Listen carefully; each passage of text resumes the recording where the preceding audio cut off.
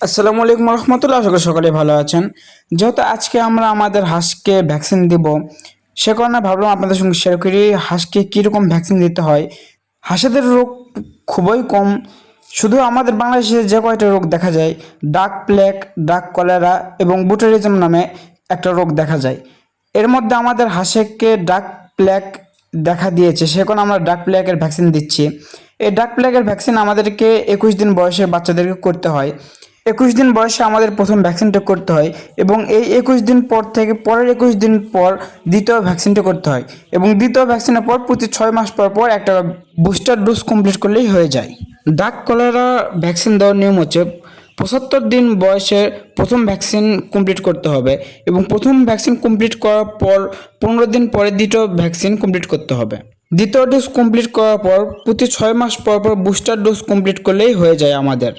ডাক প্লেগ, ডাক কলেরা প্রত্যেকটি ভ্যাকসিন দেওয়ারই নিয়ম হচ্ছে 1 মিলি করে প্রত্যেকটা বাচ্চাকেই পুশ করা।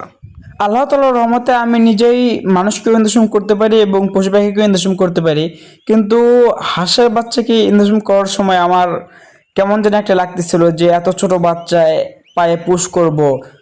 খুব সাবধানতার সহিত আমি ইনজেকশন পুশ করতেছিলাম। যদি হাড়ে ইনজেকশনটা পুশ হয়ে যায় তাহলে বাচ্চাটা প্রায় 24 ঘন্টা হাঁটতে পারবে না, হাঁটতে কষ্ট হবে।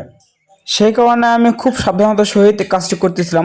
যদি ভুল ভবিষ্যৎ একটা দুইটা রগেও ইনজেকশন পুশ হয়ে যায় তাহলে কোনো সমস্যা হয় না, কিন্তু একবার হাড়ে ইনজেকশনটা যদি পুশ হয়ে যায় তাহলে বাচ্চাটা প্যারালাইজড হওয়ার চান্স থেকে যায়।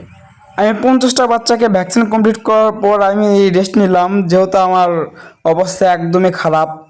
যদি এখানে একটা মানুষ হইতো তাহলে আমার এতটা সমস্যা হইতো না, কিন্তু নিজের যত্নের প্রাণী। আর আমাদের এই খামারে প্রায় হাঁসের সেক্টরে 30 পিস বাচ্চা আমাদের এই পর্যন্ত মারা গিয়েছে, এই রোগে আক্রান্ত হয়ে এবং অন্য কারণে মারা গিয়েছে। তো আপনারা সকলে ভালো থাকবেন এবং আমাদের জন্য দোয়া করবেন। আল্লাহ তাআলার জন্য আমাদের ব্যবসায় বারাকা দান করেন। যদি ভিডিওটি ভালো লেগে থাকে তাহলে একটা লাইক করতেই পারেন।